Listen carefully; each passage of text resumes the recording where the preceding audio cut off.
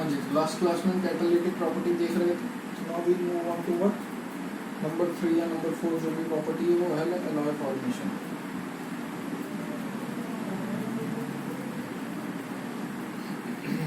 तो alloy formation, alloy जैसा कि आप जानते हैं मिक्सचर होता है ऑफ टू सॉलिड्स।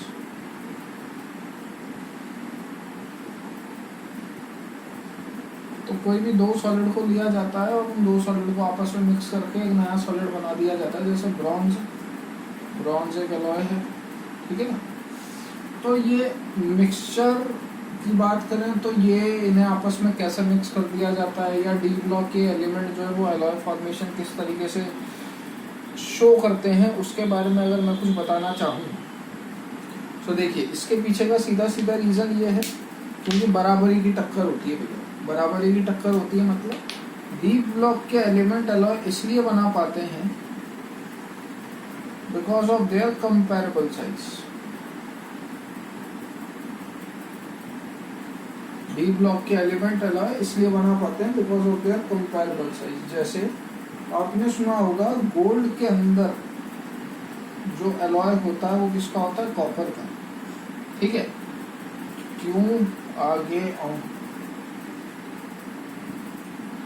अब आप देख सकते हैं यहाँ पे गोल्ड है 5D सीरीज का, कॉपर है 3D सीरीज का, लेकिन Z effective top to bottom बढ़ता है। Z इफेक्टिव बढ़ने की वजह से इन दोनों की साइज अप्रोक्सीमेटली बराबर हो जाती है। इस वजह से आप गोल्ड के अंदर कॉपर डाल सकते हो। तो अगर कोई आपसे पूछे कि डी ब्लॉक के एलिमेंट एलॉय क्यों बनाते हैं तो आप क्या जवाब देंगे, because of their comparable size. अब आपको इसमें एक छोटा सा ट्रेंड ध्यान रखना है बेटा। ट्रेंड क्या ध्यान रखना है, scandium, titanium, vanadium, chromium, manganese, ferrous, cobalt, निकल, कॉपर, जिंक। वैसे तो 11th में पढ़ाया जाता है एटॉमिक रेडियस का ट्रेंड, लेफ्ट टू राइट। आप जानते ही हो कि एटॉमिक रेडियस घटती है, तो उस लिहाज से सबसे ज्यादा एटॉमिक रेडियस किसकी होनी चाहिए थी, स्कैंडियम की, होती भी है, बट इसके अंदर थोड़ा सा ट्रेंड वेरी कर जाता है। ट्रेंड क्या वेरी करता है वो सुनिए। स्कैंडियम की सबसे ज्यादा होती है and it decrease up to manganese, यहाँ से यहाँ तक ये होती है डिक्रीज, ठीक है। थोड़ा सा छोटा बना देते हैं। उसके बाद यहाँ से कॉपर तक वो अप्रोक्सीमेटली कांस्टेंट रहती है, और उसके बाद वो पहले डिक्रीज, एटॉमिक रेडियस की बात चल रही है, पहले डिक्रीज होती है फिर कांस्टेंट रहती है एंड देन इट इंक्रीज, ठीक है। तो जो ग्राफ है वो कुछ ऐसा है कि स्कैंडियम से मैग्नीज तक एटॉमिक रेडियस डिक्रीज होगी, then it will remain constant, और फिर कॉपर से जिंक वो हल्का सा बढ़ती है। स्कैंडियम अभी भी सबसे बड़ा होता है, बट जिंक की साइज कंपैरेटिवली थोड़ी सी ज़्यादा हो जाती है। जिंक, मैग्नीज वगैरह सबसे ज़्यादा आगे निकल जाता है, ठीक है ना। तो ये एक छोटी सी बात है, ये आपने होपफुली 11th में पढ़ रखा होगा पीरियोडिक टेबल पे। Next we move on to interstitial compound. तो मैं पहले ये बता देता हूँ इंटरस्टिशियल होता क्या है, इंटरस्टिशियल का मतलब क्या है।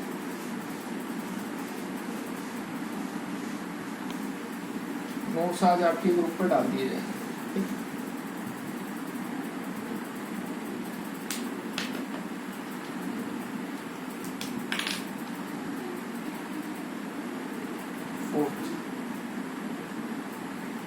Interstitial compound formation. सो आप क्या करो, आप ऐसे 3 बॉल रखो, स्फेरिकल बॉल है ना। जब आप ऐसे तीनों बॉल को कांटेक्ट में लाओगे तो होपफुली इतना इमेजिन कर पा रहे होगे कि बीच में गैप रहता है हमेशा। बॉल कभी भी एक दूसरे के साथ पूरी तरीके से ओवरलैप नहीं कर सकती। ये जो बीच में गैप रहता है इसे ही आप इंटरस्टिशियल साइट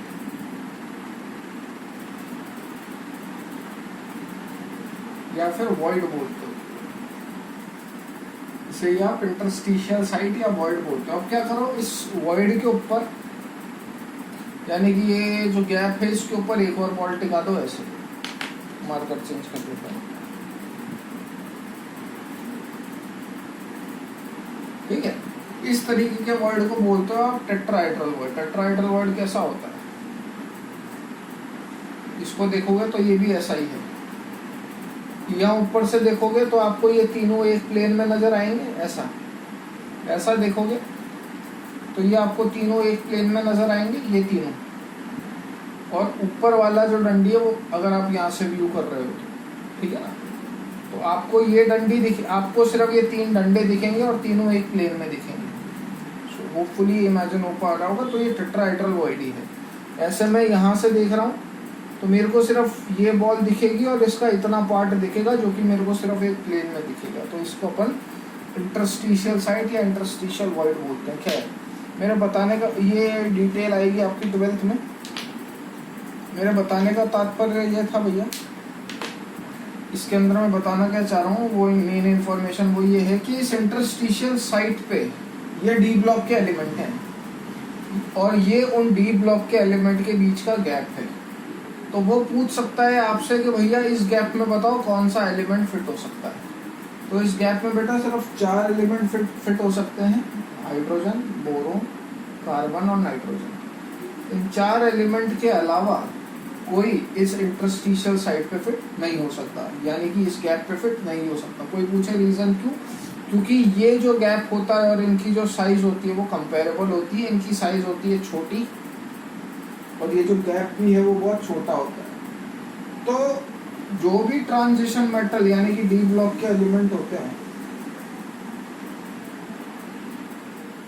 उसमें आप HBCN इसमें से कुछ भी डाल दो, वो सारे इस साइट को ऑक्यूपाई कर सकते हैं। और यही अब जैसा कि मैंने आपको बोला इंटरस्टिशियल कंपाउंड क्या होते हैं, जो इस इंटरस्टिशियल साइट पे आके ऑक्यूपाई हो जाए। तो ये इस साइट पे आके ऑक्यूपाई हो गए तो ये मिलके क्या बना देते हैं, इंटरस्टिशियल कंपाउंड।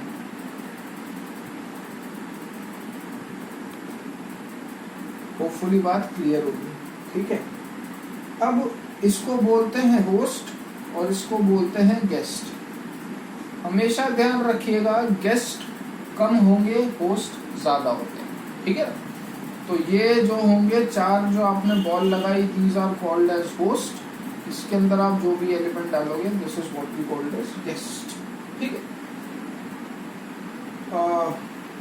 वो बताने का कोई मतलब नहीं है जो आप 12th में पढ़ोगे, वरना इसको और डिटेल एलैबोरेशन में लिखा जाता है। Next we will move on to what, non stoichiometric compound.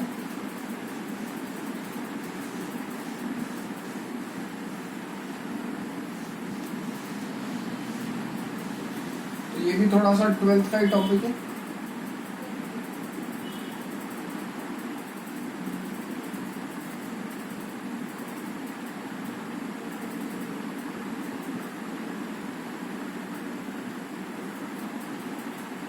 Non stoichiometric compound के अंदर क्या होता है, देखिए जैसे मैं आपको बोलूं FeO, तो Fe के ऊपर कितना चार्ज है, +2 का। ऑक्सीजन के ऊपर कितना चार्ज है, -2 का।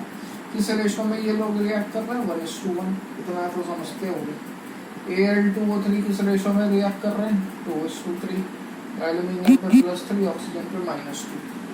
ठीक है, क्या बताना चाह रहे हैं वो समझिए। आपके पास एक लैटिस है FeO का,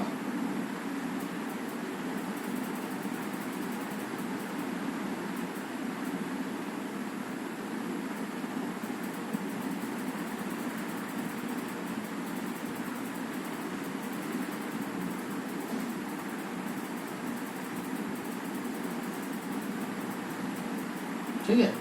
इसमें बराबर नंबर में कैटायन एनायन प्रेजेंट है, plus minus plus minus minus plus minus plus plus minus plus minus. ठीक है, गिनोगे तो बराबर आएंगे। प्लस की जगह कौन है, Fe+2। नेगेटिव की जगह कौन है, O-2। 2 तरीके के डिफेक्ट होते हैं, मेटल एक्सेस और मेटल डेफिशिएंसी।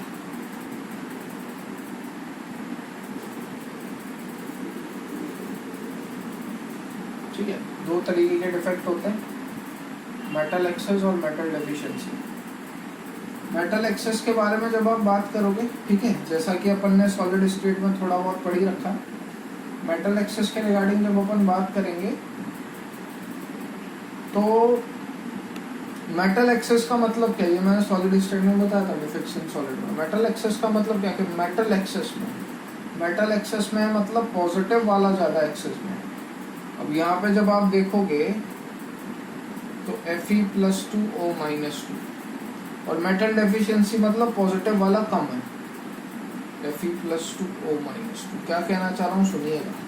मेटल एक्सेस मतलब मेटल के ऊपर कौन सा चार्ज होता है, पॉजिटिव, मतलब यहाँ पे पॉजिटिव वाला ज़्यादा होगा। मेटल डेफिशिएंसी मतलब मेटल पे कौन सा चार्ज होता है, पॉजिटिव, मतलब यहाँ पॉजिटिव वाले कम होंगे। इस एग्जांपल से समझिए, यहाँ आपने कैटायन की जगह क्या लगा रखा था, Fe+2, एनायन की जगह क्या लगा रखा था, O-2। तो सारे जब आपने +2 वाले जोड़े और सारे जब आपने -2 वाले जोड़े तो वो जो चार्जेस है वो एक दूसरे को बैलेंस आउट कर रहे हैं, ठीक है ना। 1 2 3 4 6 मैं यानी +12 और -12 का सीन है। मैंने यहाँ से क्या कर दिया, 3 Fe+2 हटा दिए और इसकी जगह मैं क्या लिया है, 2 Fe+3 वाले। गिनोगे तो चार्ज तो अब भी -12 भी है, +12 भी है, 2 2 4 2 6 एंड दिस इज।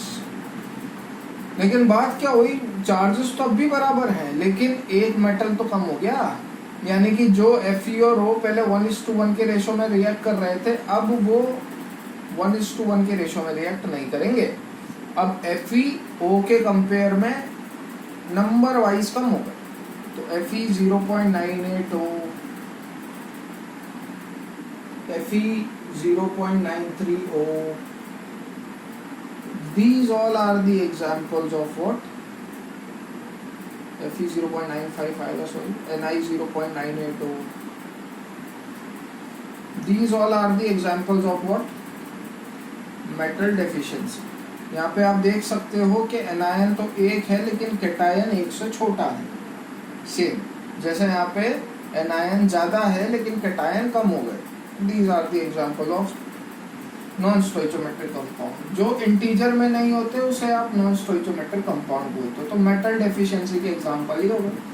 एक्सेस में मेटल ज़्यादा होगा तो उसके अगर आपको एग्जांपल लिखने हैं तो वो आप देख सकते हैं। ये होता है Fe 1.73 O, Sc 0.83,